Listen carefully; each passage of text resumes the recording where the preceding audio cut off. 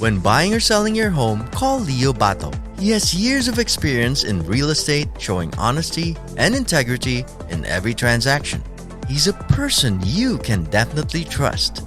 So book your appointment with Leo Bato today by giving him a call at 818-648-4837 or by visiting him on the web at www.leobato.realtor. Rejuvenate your smile with Dr. Lourdes Capelong's comprehensive range of dental solutions. Along with general dentistry, Dr. Capelong specializes in cosmetic dentistry, including teeth whitening, bonding, dental veneers, and surgical crowns. Whether it's urgent care or preventive treatment, she'll take care of you and your smile. To schedule an appointment, call the clinic at area code 323-257-7582. Visit ABBAeServices.com for fast medical transcription service. This podcast episode is brought to you by AB Music Creative. Okay, and the podcast will begin in 5, 4, 3, 2, 1. Ladies and gentlemen, big round of applause at Pacos, please. Julien Briau. Thank you, my friend, thank you. Bonjour. Bonjour, ça va? Tu parles français un petit peu? Petit peu, oui. Oui. Oui.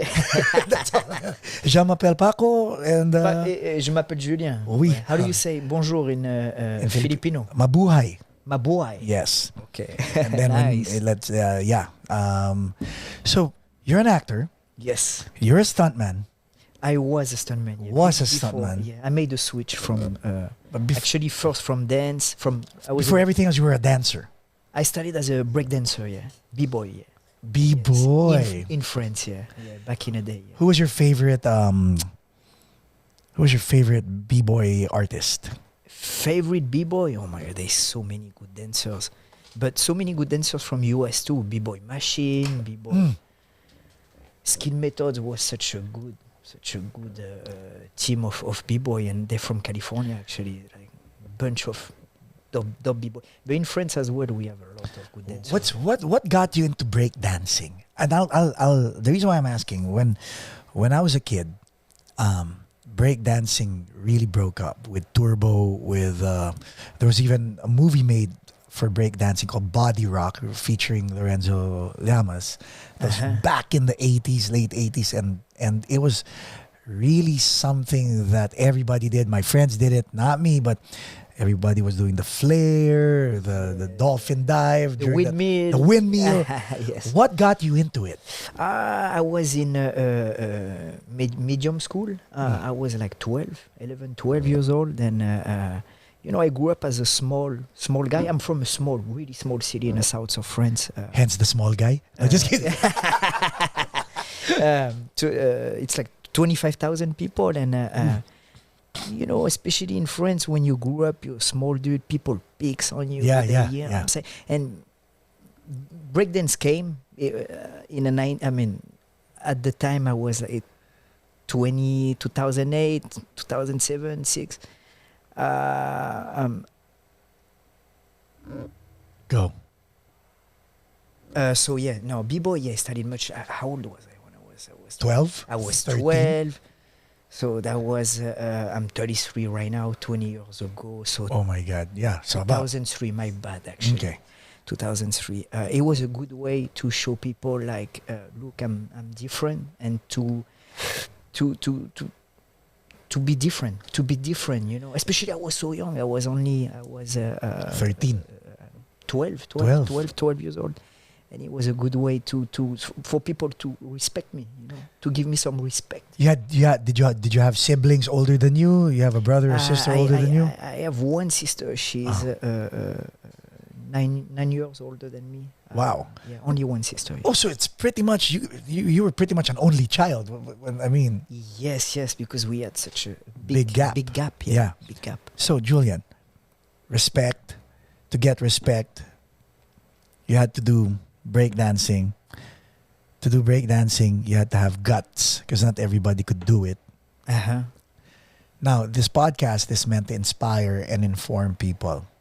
And there are people out there right now watching our podcast who feel that they can't move one step forward in life. you at a young age of 12, 13, you figured out that you had to do something with your life or else you'd be bullied for the rest of your life. Yes, exactly. Yeah. What was going through your head at 12? Man, you know, especially breakdance was such a different style of dancing and impressive style because we had to do all those crazy moves. It was really interesting for me to start doing something really different than usually people they. Speak closer to Yes. That's much better. See? That's much better. I wanted to be different, to do something different, and I really like the acrobatic side of it. How about the risk? So that's breaking how I your got into neck, it. breaking your arm, Yeah. breaking your legs. Actually, I'm lucky. I never. The only thing that happened to me is I broke my thumb. But How? That's pretty much it. Yeah. I was trying to do jackhammer. It's Yeah. like you put all your body on your. I have a different On your impression of elbow. jackhammer, but don't just kidding. Okay. So it's like you twist and you jump at Yeah. the same time on your Yes. hands, and I was trying to do it on my fingers when I was. What the fudge? And I broke my thumb. That's So when what you I did. broke your thumb, did you say, okay, that's it, I'm not doing it anymore? What happened when you... No, I did more than that. I keep on going and going. Some recovery, you do whatever, and I keep on pushing. And I did for pretty much from 12 to 23. What did your mom and dad say when you were doing this? They were like, okay, you gotta be careful, my son. You know, Okay. you gotta be careful. I was doing parkour for running too. At this, like when I was 16, 17. So you did all the backflips, the front. Yes. Not scared of breaking your neck? No, because I was jumping on my neck too. I can show you a video. I used to jump on my head on concrete, and like freeze, like you jump on my head and like freeze, and like I was doing Shaolin move. Yeah. And all of this, your motivation came from, I'm going to do this because I want people to respect me. Yes. Because I was a small guy. People try to bully you, whatever. That happened to me kind of at the beginning. Then I was so focused, started to train a lot and really invest into it. And I started to do some crazy moves. And people, You were focused, you invested time. Yes. You were consistent. Consistent too, yes. Discipline as well. Yes. And you have to believe in yourself too as well, because such complicated moves, it takes time to develop and patience. Patience as well. Yeah. So the preparation. Did you see that movie? It was an 80s 90s movie, Cutting Edge, with where they were ice skating. I don't remember. That was a fun movie, and it reminded me because of the patience, the dedication. Like you said, difficult moves, they're not easy to do, right? You don't get them right on the first try. Mm-hmm. Exactly. Yeah. It takes time. Can you explain that? Some movement, the technique is so complicated that you start step by step. So there's different way to approach. And I think as soon as you become unconscious and your body too gets used to it, because the pain too, it's especially b-boy movements, you put your elbow on your halves or whatever, so it's so much, so your body adapts and the technique become unconscious, and then the flow will become a flow. Give me a complicated move that you had to dissect and master one step at a time. Oh, air flare. Okay. Yeah, flare. Like especially to continually gain momentum on... Yes. Windmill too. Windmill. Okay. Back in the day when I first, we call it the power moves. Okay. First power move I had was the jackhammer and when you jump on your hands, and windmill. And windmill took me 1 year actually to get it. Yeah. Because the technique, you is the windmill on your back? That's the one. Yes, exactly. The flare is on your hands still, but and the then your legs goes, are going up, right? Yes. Yeah, I could do that. No, just kidding. Let's do it.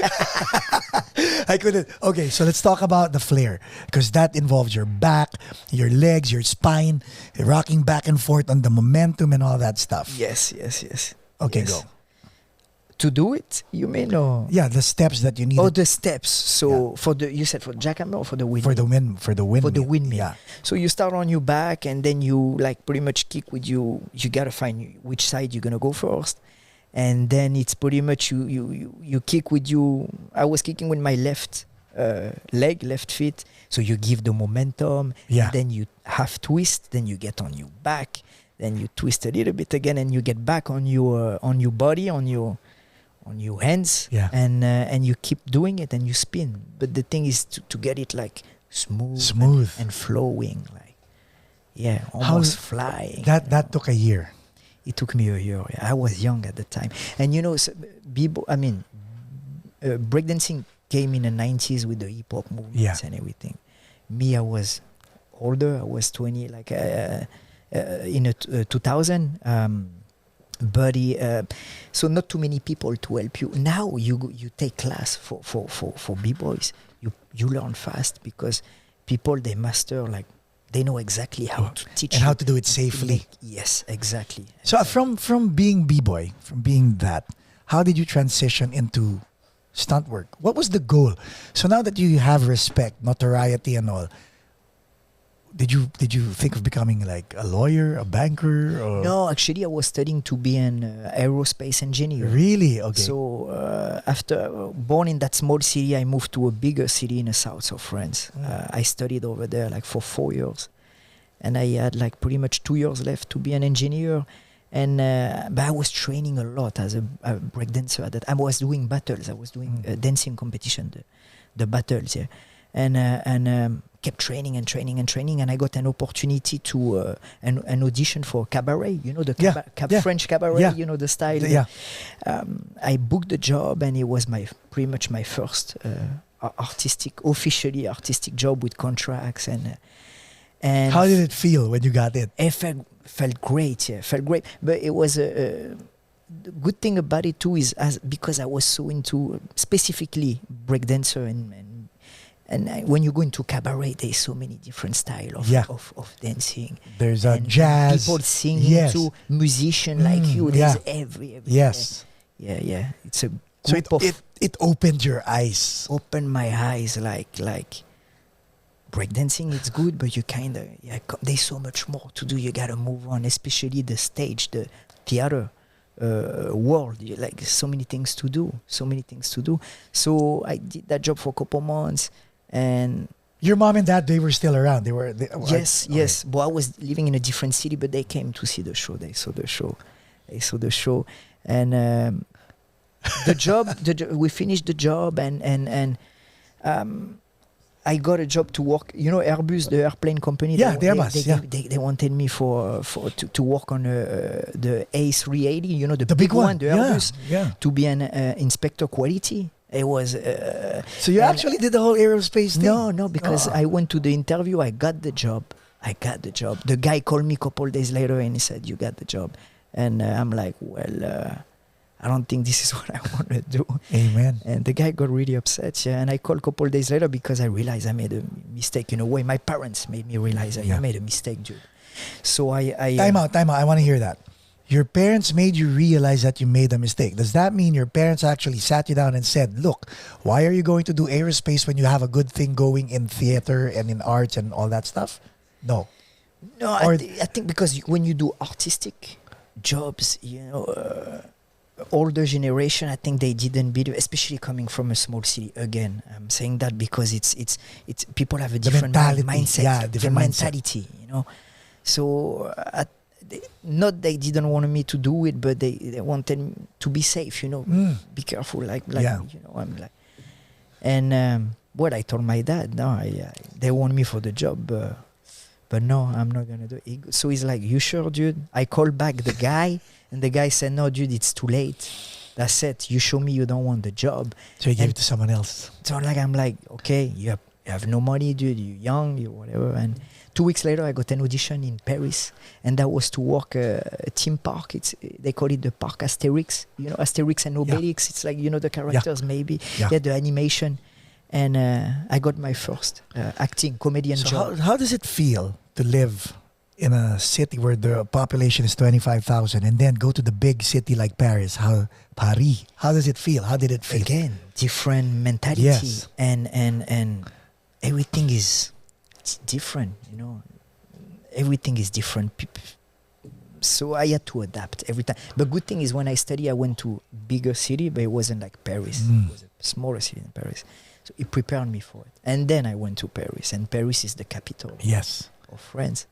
So yeah, and I did that job for 2 months. The character, yeah. 2 months in Paris.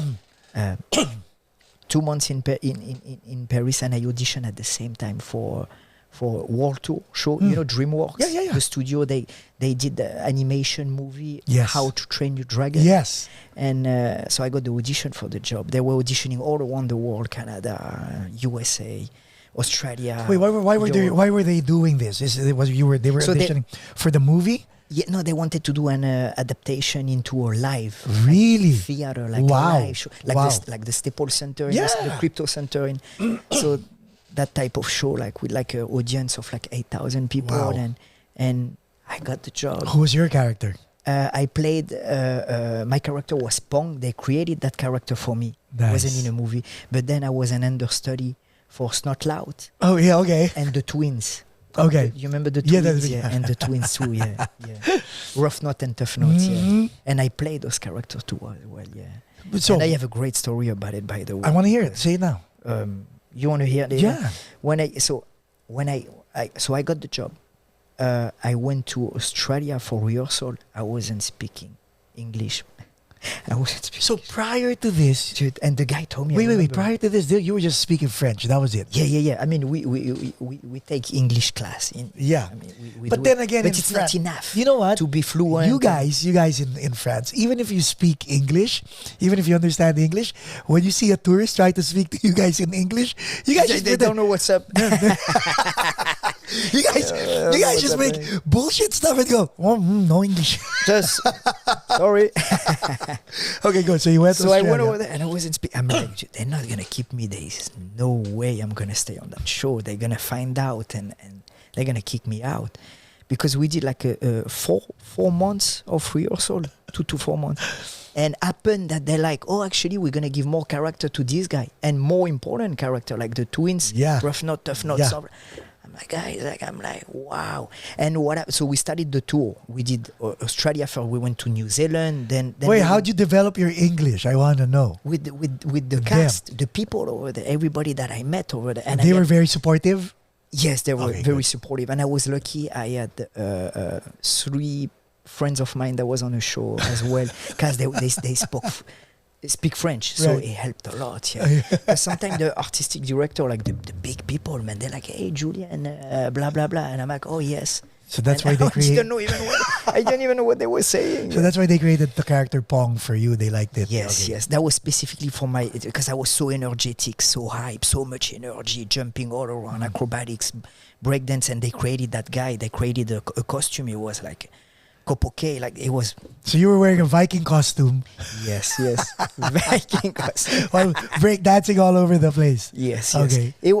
Playing the character, and at Yeah. some point I was using doing some Yes. dancing, Yes, doing yes. some whatever, like different type of movement, fighting dragons. That's what we were doing. Question. The dragons, huh? You're going to Australia, not knowing any word. No. I mean, knowing English in your head, but not really applying the language. How did 12-year-old, 13-year-old Julien come back out of the closet? Because this is another challenge for you. You going to Australia is like you being 12, 13 again. If you don't learn this, you're going to get picked on, you're going to get bullied, probably sent home. Exactly. So what was going through your head on the plane going to Australia? So much. I mean, that's what I did just before I left. I bought a couple English books. So you prepared again. I try to. And when I went over there, I was trying to show them too. I'm learning. I'm doing my best. I'm doing everything I can to. And a couple months later, we go in New York. One of my friend that play one of one of the twins, he gets sick. Oh. And they're like, Julien, you have to play this guy tonight. I knew nothing about the character, man. And the script. I learned everything. 2 hours of show the twins, and I had to play at night in New York in front of 8,000 people. Was there a teleprompter? No. This episode is brought to you by Leo Bato and Associates, ang realtor na patok. No. So most of the it's voiceover. Oh, so okay. they use So voiceover. we had like mic too. Yes. But for couple lines, and Yes. they give me like a But you coach had to for learn the choreography of the twins. everything. I had pretty much couple hours to learn everything and play at night in front of everybody, and I did a great. I did great, my friend. Can you attribute this to the discipline that you developed as a kid? Is that what made it? Oh, for sure. Oh, I see exactly what you. Yes. Oh, yes. And especially at that time, I knew exactly what I wanted.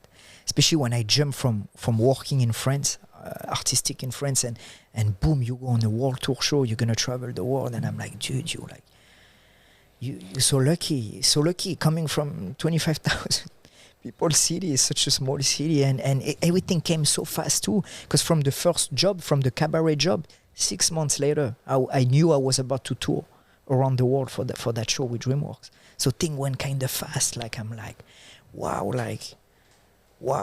Julien, when you say this time I knew what I wanted, so the goal is in your head, right? Yes. And then you have distractions. Probably a girl, probably another opportunity, probably friends. When you have that thing in your head that you want and you're hyper focused, how do you say no to other stuff? That's pretty complicated to say no. When you know what you want,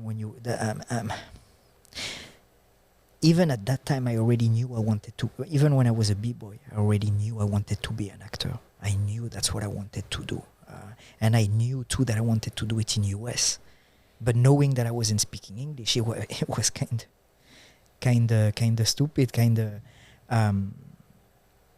step by step. And you gotta discipline everything we said at the beginning. Like patience, discipline, everything, right? You have to believe in yourself. It's like doing the flare step by step. Exactly. The same way it takes time to do just one movement, the windmill, whatever it is. So then challenge, they become bigger and bigger. You take bigger challenge. How do you? Okay, do you ever stop? Like, wouldn't it be nice to take on a challenge, overcome the challenge, and then say, you know what? Let me just pause. But in your case, like, I don't want to stop. You didn't want to. Way. No.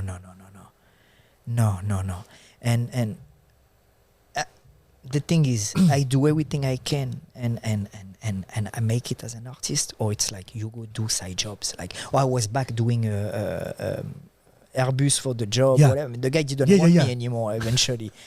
But to do stuff with the airplanes, aerospace. Yeah. So that's what I would have done. But I knew, even if no way. You wouldn't be happy doing that. I knew what I wanted, and I knew that I wanted to go to US too, and that tour brought me to US. So so from Australia, when they said you're going to New York, how did it feel? Amazing, man. It felt great because then we played in so many cities in US too, not only New York, but we pretty much went everywhere. Yeah. But you were still based in Paris.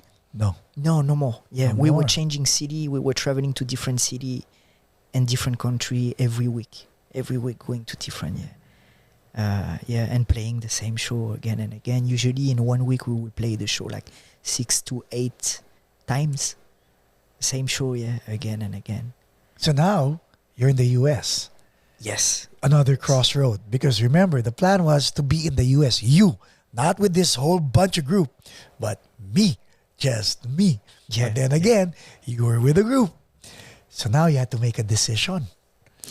And yes, and that's what happened. And we were like a cast of 20 people, and out of 20, only me and an Australian friend of mine, we stayed in Los Angeles. We were the only two And we had to go again to get new artist visa. Yeah. We had an artist visa with DreamWorks, but we could only work for them. Right. So then I had to get a lawyer. I had to Right. prepare all the papers and get a new artist visa. She did the same thing, and out of 20 people, me and her, we were the only one.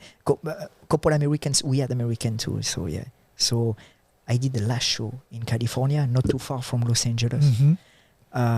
And then I'm like, so that was pretty much the end of the show.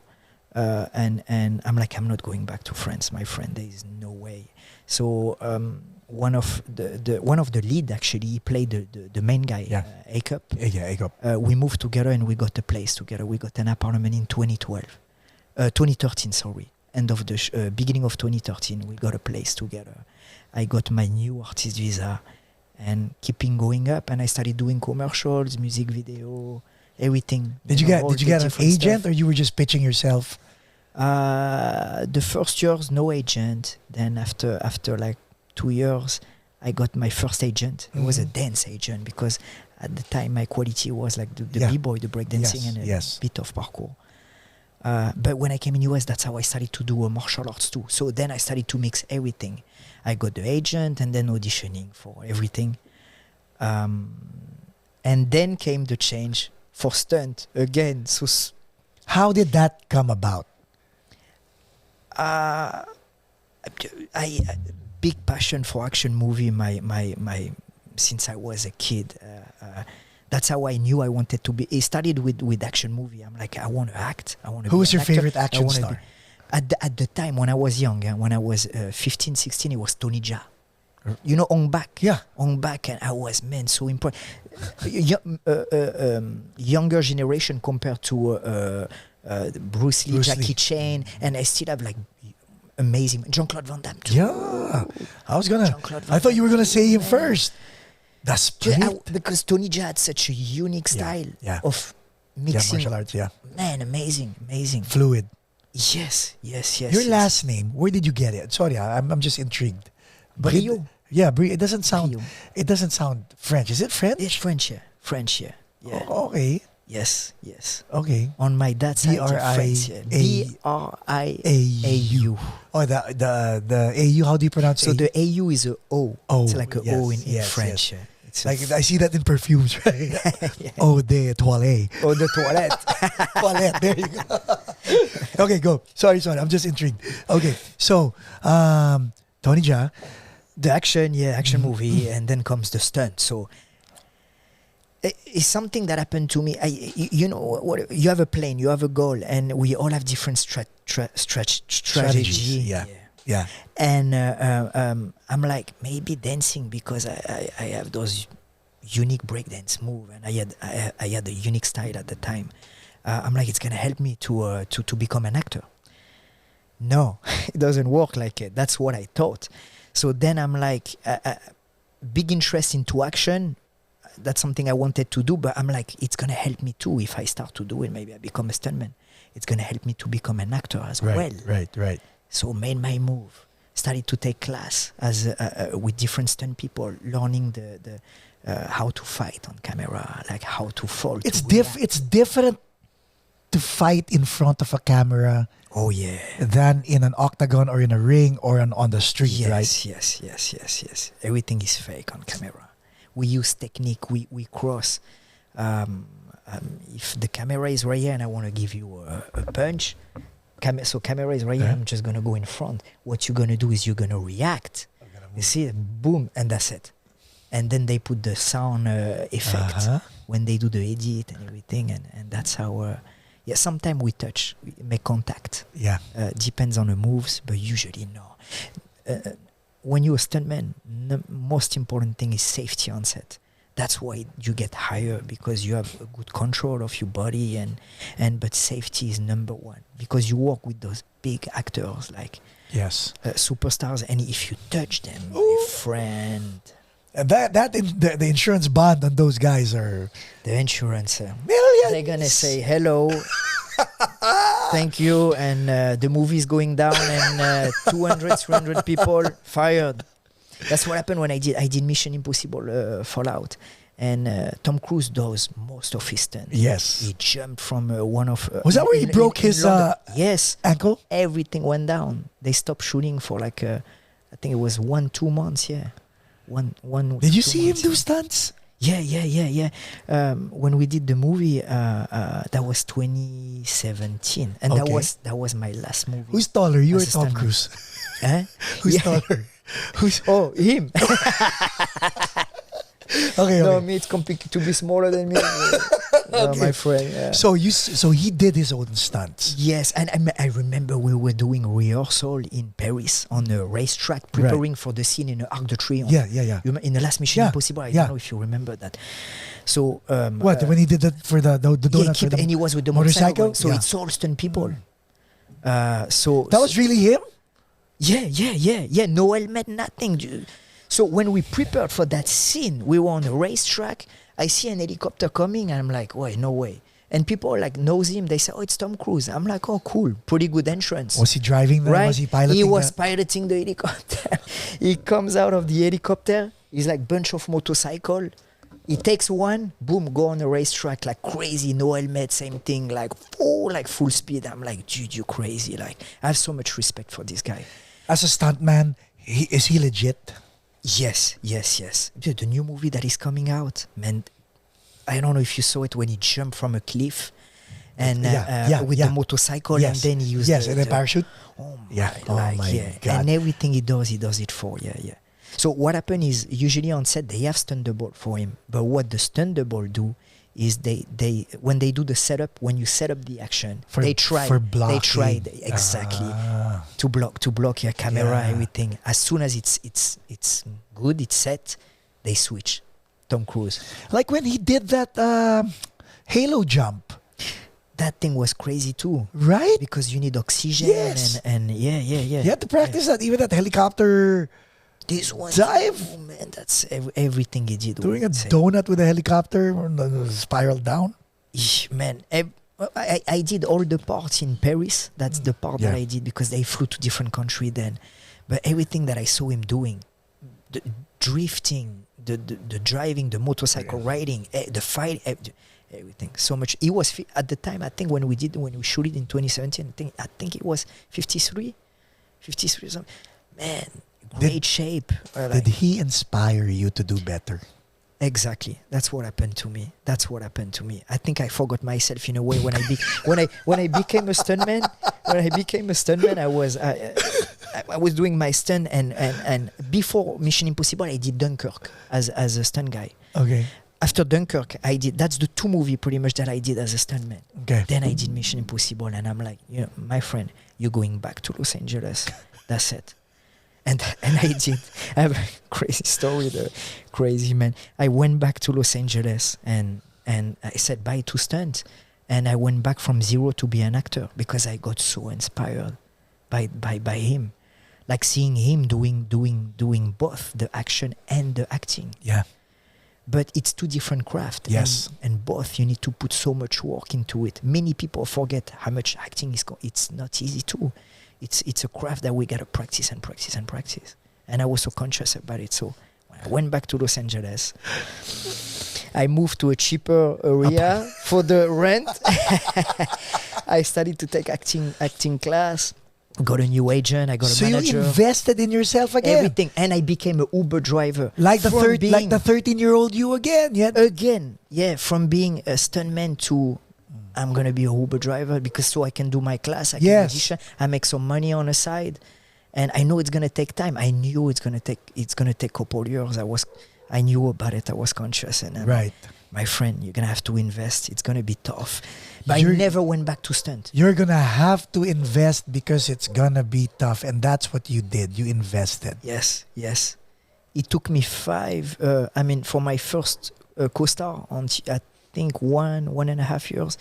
But I have a movie coming out on Netflix. I'm playing with Jennifer Aniston and Adam Sandler. Oh, And when is this coming out? 5 years it took me. So it's coming out the 31st of March. Wait, this is part 2 of the first one they did? Murder Mystery 2. Yeah? Yes. And I have You have a speaking line? yes.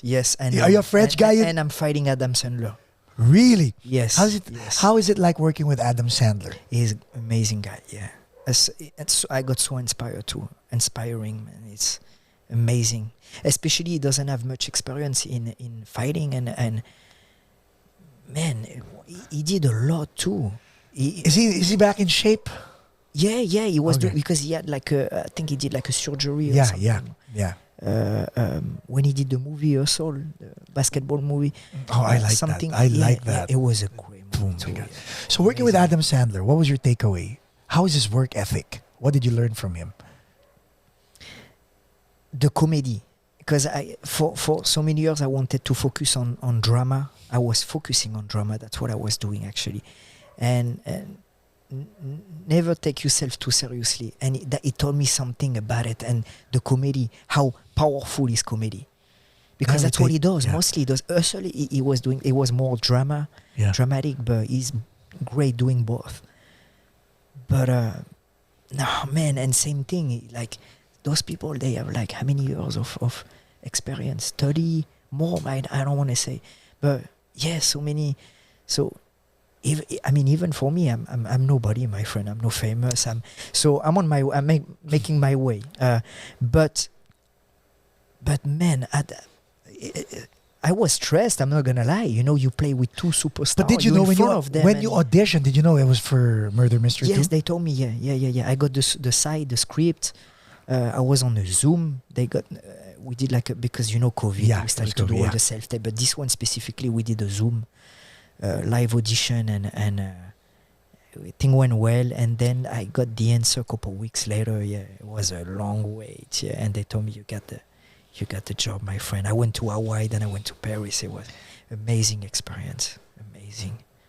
Yeah. Oh yeah. That was a year ago. That was January, February. Were you on an NDA? Did you have a non-disclosure agreement? You couldn't talk about the film, or It depends what you wanted me to say. I cannot say too much. Okay, so how- the trailer just came out, so you can pretty much see. based on the trailer? I'm right? about to. I'm fighting them. You see me in a trailer. You see me like. Just being on the trailer is a big deal. It's a big deal. Yes, because it's only 2 minutes. Yeah. So. You see me when I tell them like, give us the money, and then we break into a fight. And, yeah, I was so same. I was wow, Netflix like, well, thank you for me. It's great to. I How was is- happy to see myself in a trailer. Yeah. Yeah. Yes. How was Jennifer Aniston? Great too. So focused in Paris. She was pretty focused. I would say I was closer to Adam, especially because we did the fight. Jennifer, not too much, but great woman too. Amazing work ethic. Same thing, man. Wow, like, so impressive. People, they've been doing it for 20, 30, maybe more years, and wow, it's master. You learning. You on set doing a big movie, but it's a master class too. Like you said, work ethic. That's a big word because people take it for granted. They don't know that Sure, yeah. you can be the most talented person in this room, but if your work ethic sucks, Yeah, it's not gonna work. And that's what I learned with the movie industry. Yeah, you can be so talented, but if you don't have the personality, and the work ethic as well, it's not gonna work. Sometimes it's.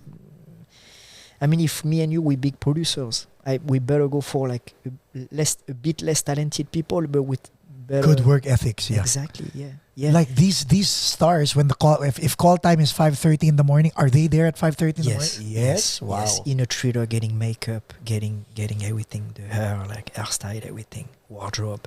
Oh yes, man. Oh yes. Damn. Yes, that was man. I can't wait to watch the movie when it's coming out. And Do you have to pay? No, just kidding. It's Netflix. So what's gonna happen now? You're done with this. What's next for you? It's on NDA right now. Okay, so, good, but good. big A things big to budget. coming. Okay. Yes. Could be a movie or a TV show Uh-huh. or both, depending when the shoot is gonna happen. But I can say nothing about it. But Are it's you- big. It's really big too. Now, are you also thinking of doing, let's say, an indie or producing something for your own in the future, or have you done that already? I did already for short films, Okay. especially when you start as a new actor. You gotta do independent. a student short film, independent short film, because you need to get footage to make a demo reel. a demo reel. Yeah. You need to get everything. You headshot, representation, the demo reel. So it's really is a step by step. Like it takes a long time, and then you start auditioning too, and auditioning takes a long time too. When The I did my- process, right? The whole my- process. yes, the whole process. Because usually it's like for a specific role, it's like 1,000 submission. Yeah. Only 40 people get the audition, and for one that is gonna eventually book, but only 40 people audition for Wow. the role out Wow. of. So when you get the audition, it's actually already a big Yeah. it's a big deal. It means you're part of the, let me consider this guy, right? Yes, Something and, like that. And good thing is if they call you back, so you don't get the job, but they call you back again once, twice. This episode is brought to you by Dr. Lourdes Capulong. And then you're it's making good friends. signs. You're making friends with a casting director, Yes. with a director who may consider you for a future project. Exactly. It's networking. Yeah. Rejection. How do you deal with rejection? Oh, that's good actually. Again, I'm a small dude. How many people told me you're never gonna do it? Yeah. You want to be an actor. My French accent too. You know, Right. in a way, it's I don't give a. You don't can care, say man. it. Say it. I don't give a fuck. There you go. For real, bro. No. I since 4 years I knew what I wanted, and people tried to bring me down, and it started in my small city back in the day, yeah. And nobody had power to put me down. I did my best to go. To do everything I've done, yeah. The dancing and then the stunt, and from the stunt to acting, and I will keep on going. So, like I think that's the only way. End of the day, we're the only people who have the key to make big things in life, Amen. like. And I said that recently. I did a different podcast, and I said the same thing. I have only plan A. I have no plan B, my friend. Plan B doesn't exist in my vocabulary. I'm plan A. So it's what I'm about to say. It's really bad, but if my plan A doesn't work, I better kill myself. So right now I better do everything to make it happen. That's what it is. It's just that's what I want. That's it. I knew. I worked too hard. It's been years. It's been more than 10 years now. From when I started. I mean, I was 12 when I studied as a b-boy, and now I'm 33. So yeah, 31 years later, yeah, it's been 21 years later, yeah. There's no plan B. No plan B. Plan A. Ladies and gentlemen, Julien Briau. Thank you so much.